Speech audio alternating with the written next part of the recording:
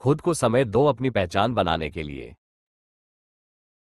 एक प्रसिद्ध लेखक, पत्रकार और राजनयिक पुष्पेंद्र कुलश्रेष्ठ, जो बेहद ही हंसमुख स्वभाव और आकर्षक व्यक्तित्व के धनी है।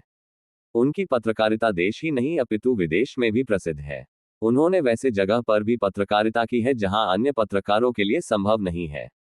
उनकी हंसमुख प्रवृत्ति और हाजिर जवाब का कोई सानी नहीं है। एक समय की बात है, पुष्पेंद्र एक सभा को संबोधित कर रहे थे। सभा में जनसैलाब उमड़ा था। लोग उन्हें सुनने के लिए दूर दूर से आए हुए थे। जब वह अपना भाषण समाप्त कर बाहर निकले, तब उनकी ओर एक भीड़ ऑटोग्राफ के लिए बढ़ी। पुष्पेंद्र उनसे बातें करते हुए ऑटोग्राफ दे रहे थे।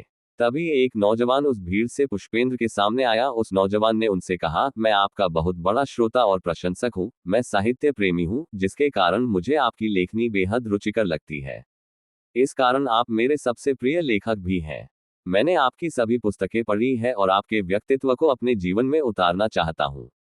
किंतु मैं ऐसा क्या करूं जिससे मैं एक अलग पहचान बना सकूं, आपकी तरह ख्याति पा सकूं। ऐसा कहते हुए उस नौजवान ने अपनी पुस्तिका ऑटोग्राफ के लिए पुष्पेंद्र की ओर बढ़ाई। पुष्पेंद्र ने उस समय कुछ नहीं कहा और उसकी पुस्तिका में कुछ शब्द लिखे और ऑटोग्राफ देकर उस नौजवान को पुस्तिका वापस कर दी।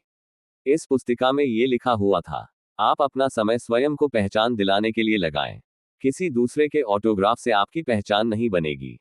जो समय आप दूसरे लोगों को लिए देते हैं, वह समय आप स्वयं के लिए दें। उद्धरण चिन्ह। नौजवान इस जवाब को पढ़कर बेहद प्रसन्न हुआ और उसने पुष्पेंद्र को धन्यवाद कहा कि मैं आपका यह वचन जीवन भर याद रखूंगा और अपनी एक अलग पहचान बनाकर दिखाऊंगा। उद्धरण चिन्ह। पुष्पेंद्र ने उस नौजवान को धन्यवाद दिया और सफलता के लिए ढेर सारी शुभकामनाएं भी दी। दोस्तों,